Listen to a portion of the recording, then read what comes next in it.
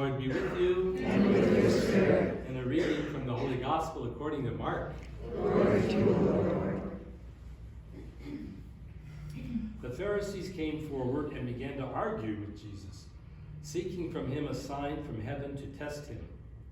He sighed from the depth of his spirit and said, "Why does this generation seek a sign? Amen, I say to you, no sign will be given to this generation." Then he left them, got into the boat again, and went off to the other shore. The Gospel of the Lord. Praise to you, Lord Jesus Christ.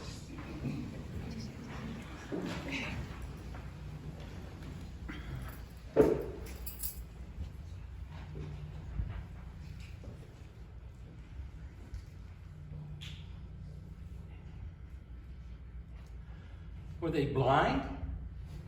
Were they stupid? He just exorcised that little girl. He just fed 4,000 people with a few pieces of bread, and he healed the deaf mute. Give us a sign. No wonder he sighed in desperation. My Lord. But what a wake-up call to us. How aware are we of the signs he sends us? Maybe he's sending us messages and signs all day long, but we're scurrying too fast, guilty as charged. We're walking too fast, we're thinking too fast, we're planning, we're worrying, organizing. And we're missing him. We're missing his love notes and his calls and his support and his miracles. Yeah. So what can we do? What can we do to become more aware of his personal love for us? Well, one, just coming here to Eucharist, that's the sum and source of our whole religion.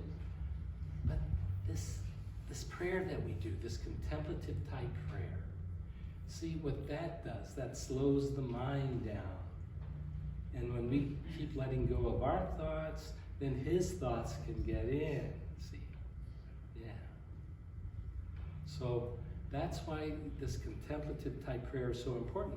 Those 7 prominent men who gave up their rich positions going off to the desert just to pray and do penance, see, that could look like escape. See, prayer has energy. Prayer has energy. In fact, there are studies indicating that when people are prayed for and not even know about it, they get better. Prayer has energy. And, see, too often we'll jump too soon into a solution to a problem. Or we'll jump too soon into doing a good deed without the bed of prayer being underneath it. And then it's our will and not his will. So that's why I just encourage this contemplative type prayer. We're all called to be contemplative. See, this is why I read the hooded elk. I was in a monastery in Dubuque, Iowa, New Malray, Trappist monks, and I didn't have a vision or hear a voice, but I mean, it was just the most peaceful time. And I felt a call to leave Holy Cross and become a Trappist monk. This extrovert.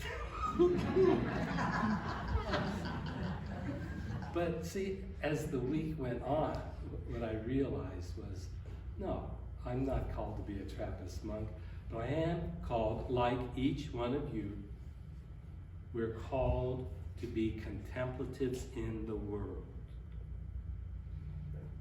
Called to spend quiet time with the Lord. And that will bring forth our ministry. Because those 7 Servites of Mary, they prayed, and then, see, they got the vision. Oh, yeah, we're supposed to do more than that. We're supposed to preach and teach. Okay, so this type of prayer is so important. Okay. Yeah, and see, I wear this hood to remind me, and hopefully you, we're all called to be contemplatives, okay? Okay, now, oh, look, look at this.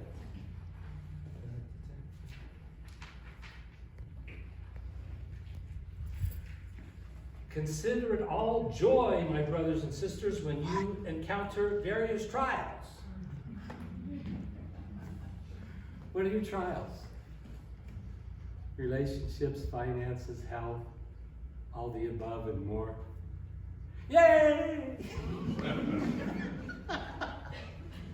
Now, we're not called to deny those terrible feelings that come up when we have our trials. Feel your anger, don't deny it. Feel your hurt, your resentment, your frustration, your anger. Feel all of that. Be human. Huh? Jesus got frustrated. That's why he sighed so deeply. Okay, but at the same time, carry your joy. We're called to be rainbow people. We are called to be people who can become aware of the rain in our life and the sun in our life, and that's what makes us very colorful people. See? To carry both at the same time. Okay. Now what about this? Okay. Before I was afflicted, I went astray.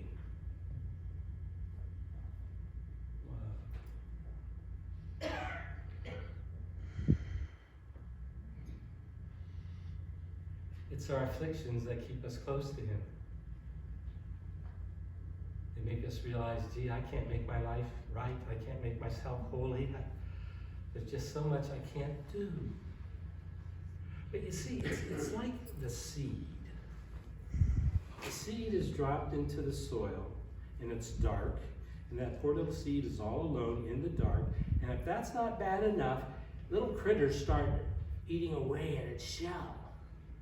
And if it were human, that little seed would say, I'm scared, I'm alone, I'm afflicted, these things are biting at me. But that little seed has to go through the aloneness, the darkness, and all those afflictions so that it'll transform into a bush, a tree, a flower. We're the seeds. We're alone. We feel very alone at times. We're in the dark. Where are you, God? And we're assailed by all kind of problems and demons. Yeah, they're picking at us. But that's why we're just called to trust. He's going to make something good come out of that. And what we're being transformed into by all those afflictions, we're being transformed into Christ Himself. As St. Augustine said, God became man so that man can become God. Man in the generic sense. So He's creating us to be Christ-like figures by His very afflictions.